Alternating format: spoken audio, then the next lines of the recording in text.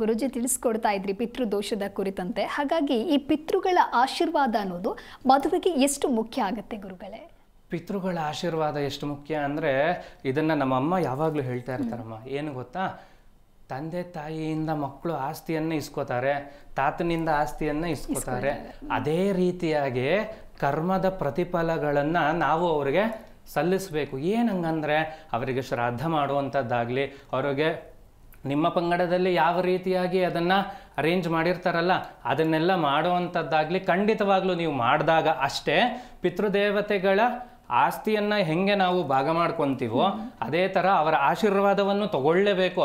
ತಗೊಳ್ಳದೇ ಇದ್ದಾಗ ಬರೀ ಆಸ್ತಿ ಸಾಕು, ಅವರಿಂದ ಬರುವಂಥದ್ದು ನಮಗೆ ಬಂದರೆ ಸಾಕು, ಅದು ಬಿಟ್ಟರೆ ಬೇರೆ ಏನೂ ಬೇಕಾಗಿಲ್ಲ ನಮಗೆ ಅಂದರೆ ಖಂಡಿತವಾಗಿ ಅವರು ಒಪ್ಪೋದಿಲ್ಲ.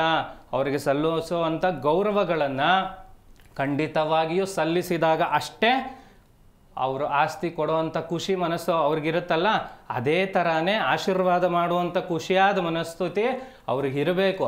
ಜಾತಕದಲ್ಲಿ ಸೂರ್ಯನ ಬಲ ಕಡಿಮೆ ಆಗೋದಾಗ ಖಂಡಿತವಾಗಿಯೂ ಪಿತೃದೋಷಗಳು ನಮಗೆ ಕಾಡುತ್ತೆ. ಪಿತೃದೋಷಗಳು ಕಾಡಿದಾಗ ಮದುವೆಗೆ ಮತ್ತು ಯಥೇಚ್ಛವಾಗಿ ಪಿತೃದೋಷ ಇದ್ರೆ ಏನಾಗುತ್ತೆ ಗೊತ್ತಾ, ಸಂತಾನದಲ್ಲಿ ಸಮಸ್ಯೆ ಆಗತ್ತೆ. ಎಷ್ಟೋ ಜನ ಕರೆ ಮಾಡಿದವ್ರು ಕೇಳ್ತಾರಲ್ಲಮ್ಮ, 5 ವರ್ಷ ಆಯಿತು 6 ವರ್ಷ ಆಯಿತು ಅಂತ ಅವ್ರ ಜಾತಕ ಪರಿಶೀಲನೆ ಮಾಡಿದಾಗ ಇದೇ ಸಮಸ್ಯೆ ಆಗಿರುತ್ತೆ. ಏನೋ ಹಿರಿಯರ ಆಶೀರ್ವಾದ ಇರೋದಿಲ್ಲ, ಮದುವೆ ಏನೋ ಆಗೋಯ್ತು, ಒಳ್ಳೆ ಮನೆಯೇ ಸಿಕ್ಕಲಿಲ್ಲ, ನಮ್ಮ ಮನೆತನಕ್ಕೆ ಸರಿ ಹೋಗ್ತಾ ಇಲ್ಲ ಅವರು ಅಂತಾರೆ. ಆ ಥರದ ಸಮಸ್ಯೆಗಳಿಗೆ ಪಿತೃದೋಷ ಕಾರಣ. ಹಾಗೆ ಗುರುಜಿ ತಿಳಿಸ್ಕೊಡ್ತಾ ಇದ್ರಿ ಪಿತೃಗಳ ಆಶೀರ್ವಾದ ಎಷ್ಟು ಮುಖ್ಯ ಅಂತ ಹೇಳಿ. ನೋಡಿ, ಈಗ ಹಿಂದೆ ಕರೆ ಮಾಡಿದವರೇ ಹೇಳ್ತಾ ಇದ್ರು ಅದೆಲ್ಲ ಮಾಹಿತಿ ಇಲ್ಲ ಅಂತ. ಅಲ್ಲಿ ಏನಾಗಿರುತ್ತೆ ಗೊತ್ತಾ, ಮುಗ್ಧತೆ ಪಾಪ ಅವರಿಗೆ ಏನು ಮಾಡಬೇಕು ಅನ್ನುವಂಥದ್ದು ಗೊತ್ತಿರಲ್ಲ, ಒಂದು ಫಾರ್ಮ್ಯಾಟ್ ಗೊತ್ತಿರಲ್ಲ. ಹಾಗಾಗಿ ಹೇಳ್ತೀನಿ ನೋಡಿ, ಯಾವುದೇ ಕಾರಣಕ್ಕೂ ನಿಮ್ಮ ಜಾತಕ ಇಲ್ಲದೇನೆ ಅಥವಾ ನಿಮಗೆ ನಕ್ಷತ್ರ ಗೊತ್ತಿಲ್ಲ, ನಿಮ್ಮ ರಾಶಿ ಗೊತ್ತಿಲ್ಲ, ಏನಂತ ತೊಗೊಂಡೋಗಿ ಹುಡುಗಿ ಮನೆಯವ್ರಿಗೆ ಜಾತಕವನ್ನು ಕೊಡ್ತೀರಿ ಅಥವಾ ಏನಂತ ತೊಗೊಂಡು ಬರ್ತೀರಿ ಹುಡುಗಿ ಮನೆಯಿಂದ ಜಾತಕವನ್ನು?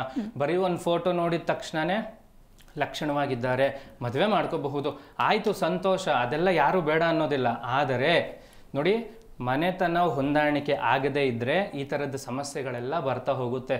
ನೋಡ್ರಿ, ನಿಮ್ಮನೆ ಕಡೆ ಅವ್ರು ಮಾಡುವಂಥ ಪದ್ಧತಿ ಬೇರೆ ಇರುತ್ತೆ, ಅವ್ರ ಮನೆ ಕಡೆ ಮಾಡುವಂಥ ಪದ್ಧತಿ ಬೇರೆ ಇರುತ್ತೆ.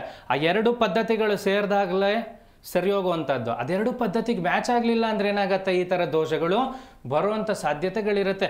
ಸುಮ್ಮನೆ ಯಾಕೆ ಅದನ್ನು ಮೈ ಮೇಲೆ ಹೇಳ್ಕೋಬೇಕು ಅನ್ನೋವಂಥದ್ದೇ ನನ್ನ ಪ್ರಶ್ನೆ.